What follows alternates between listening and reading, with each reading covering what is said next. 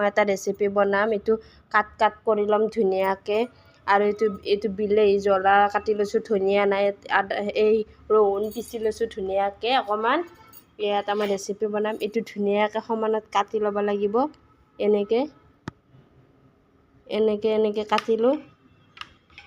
এইটো কাটিলোঁ। তাত এনেকৈ পনীৰৰ দৰে টুকুৰা কৰি ল'ব লাগিব। আপোনালোকক ৰেচিপিটো দেখাই আছোঁ মই। এয়া দেখিছেনে, সৰু সৰু টুকুৰা কৰি কাটি ল'লোঁ। হ'ব দিছোঁ।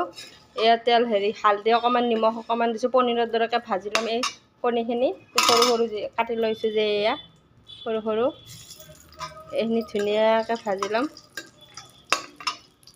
এই দেখিছেনে, ধুনীয়াকৈ ভাজি ল'ম সৰু সৰুকৈ।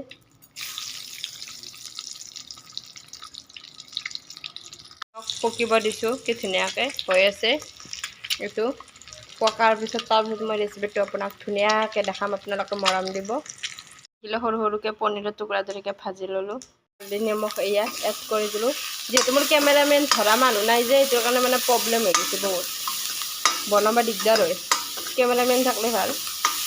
এইখিনি বঢ়িয়াকৈ ফেটি লৈছোঁ ভালদৰে। লাগিছে মজা কণীখিনি।